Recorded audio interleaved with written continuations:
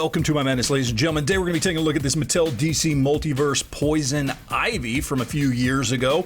Part of one of the kind of retro waves that they put out with an old school superpowers looking Joker that I've already done a review on, and a Michael Keaton-esque Batman. Now, I picked this one up on eBay, pretty cheap, I think.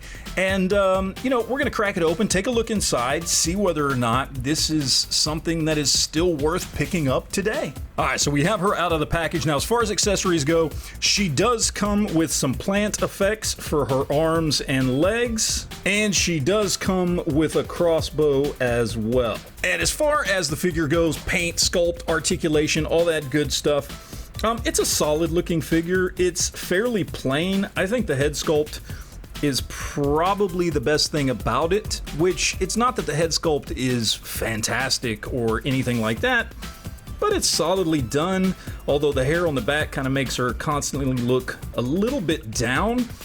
You know, this thing has a lot in common with Marvel Legends female characters of the same era. Just in all the articulation and everything. We do have single jointed elbows with rotation, no bicep swivels. We do have thigh swivels, double jointed knees, standard wrists with swivel and hinge. Head is on a ball joint, but with that hair, doesn't really do much. Standard Marvel Legends style hips, things like that. Pretty standard stuff. Again, the sculpt is pretty plain. There is not a lot going on here. It's basically a blank body sculpt, with the exception of a little bit of sculpting detail right there around the crotchal area and right around the titties, let's be honest here. So it's a pretty plain looking figure, to be honest. It's solid for the era, but by today's standards, it is lacking quite a bit.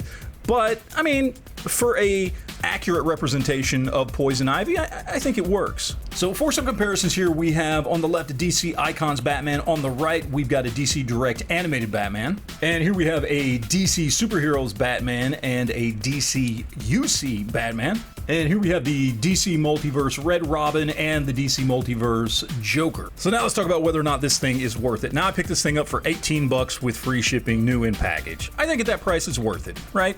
No problem with that whatsoever. New in package, 18 bucks, under 20. Yeah, why not? I mean, it's a pretty plain figure.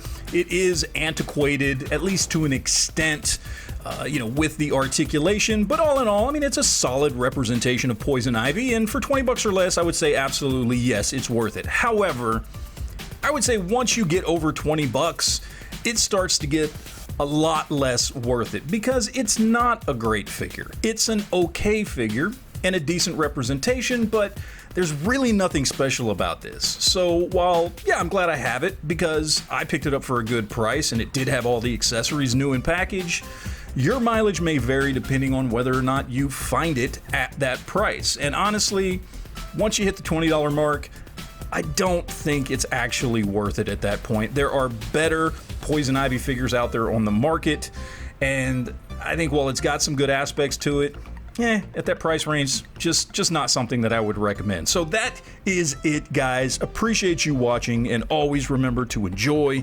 your collection.